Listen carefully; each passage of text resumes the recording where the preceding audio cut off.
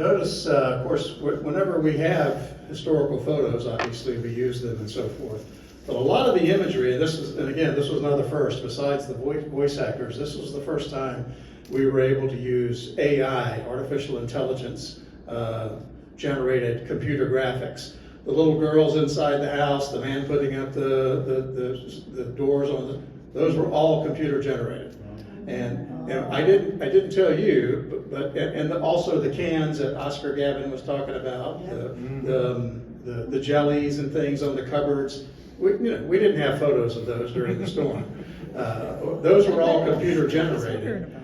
We did put you didn't see it because I didn't show you the front of the documentary, but just before we played the documentary, we put a disclaimer up saying that, while we're going to use historic photos whenever we can, we thought to help visualize the story, we would also use these artificial intelligence generated photos. And I think they work pretty well, actually. So before we move on, I'm going to move on now to the Hurricane Ian documentary. I'm going to show you some clips from that. Are there any questions about what you've seen so far? We'll take a few questions. Yes. Go ahead. No, you go ahead. I have a question. The Barnes original old church that you showed Yes, here. George There was Barnes. a cross there. Was that a cemetery, or was that, what that cross was? I do not know. Ralph, do you know anything about that Church of the Four Gospels? Ralph's family he's a member of the Woodring family, the homesteading family.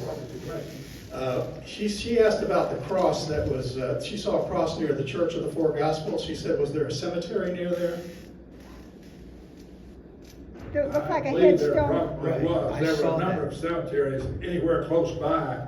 That is still one that exists on the island, some distance away, probably a quarter mile or so. But I'm not sure whether there was one there by that or not. But the one thing that you will notice, particularly there where the church was, of the lack of tall trees.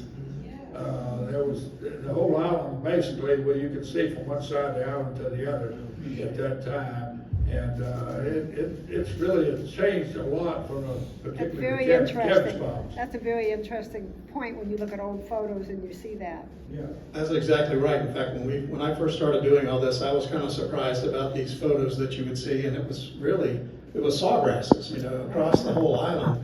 And as I understand it, Ralph, correct me if I'm wrong, they were more afraid of fire than they were of hurricanes. Because if a fire hit that sawgrass in the winter when it was dry, it could burn large areas, correct? Correct, Ralph? Yes, absolutely correct. We had some of that, and later on, when there were more trees, but it still burned a hell of a lot all up and down the middle of the center of the island where the sawgrass was.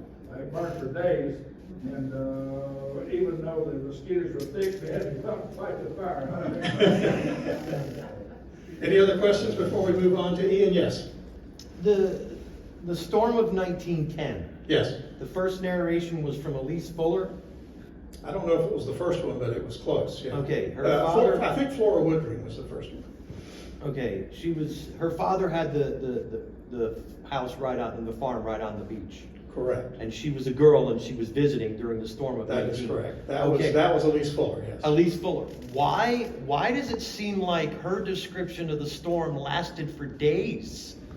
She was saying, no, I'm serious. She was saying that the first night the winds, and then the second night the winds got stronger. And then, I mean, as a child, from what I'm interpreting from this, in her eyes, it lasted for days. Probably that was her. It could have.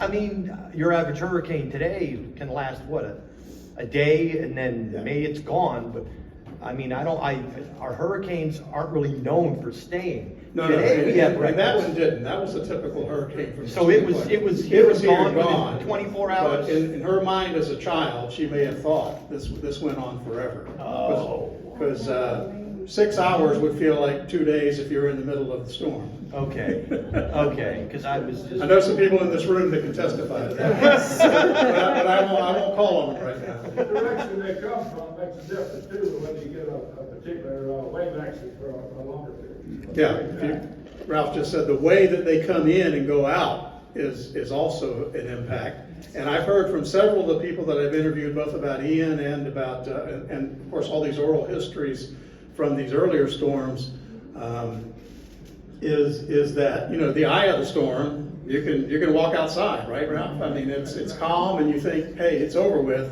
And then everything, like the guy with the doors, he has to go to this side of the house when the Right. storm's coming in. Right. And then the eye comes, and then he has to take those down and put them over here because the wind's coming the opposite direction.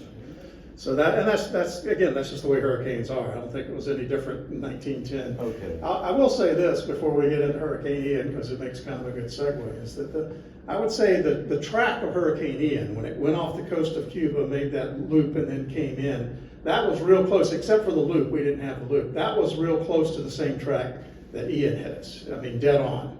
But you also noticed in 1921 that storm really went past us and into Tampa. Right.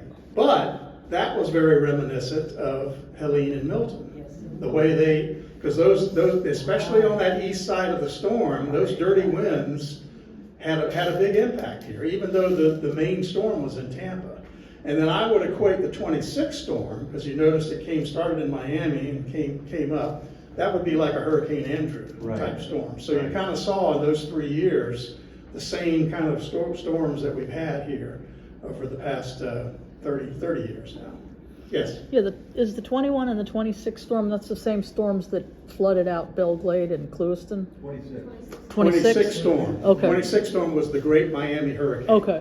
And it created, you know, lots of And that's when damage there. that's when they put the dike around the That's right. lake. I think, Okay. I can't say for sure, but yes, I think that. I know that storm, they said they lost like 1,500 people or something. Yes. No, that might have been 31 storm. Oh, 28, okay. 26, you know, had that impact, but the one you're talking about, I think, came a couple of years later. Okay. And that one didn't have much impact over here. That's why it's not in this Right, documentary. understood.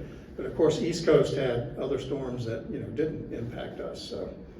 And as we all know, for those of us who live here, I mean, I moved here in 81, you know, from 81 to 2004, we all thought we were impervious to hurricanes because we didn't have anything since 1960, Hurricane Donna.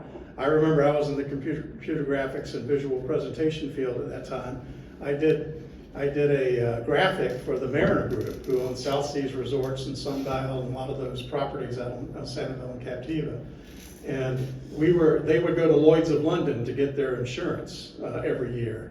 And I remember doing a specific track. They were so proud of the fact that they could show the tracks of all the storms that hit Florida, and Southwest Florida was pretty isolated. And then, of course, 2004, Charlie changed all that. Changed everything. I'm going to go ahead and move on here. I'll be around as long as you want after we finish here to answer more questions. But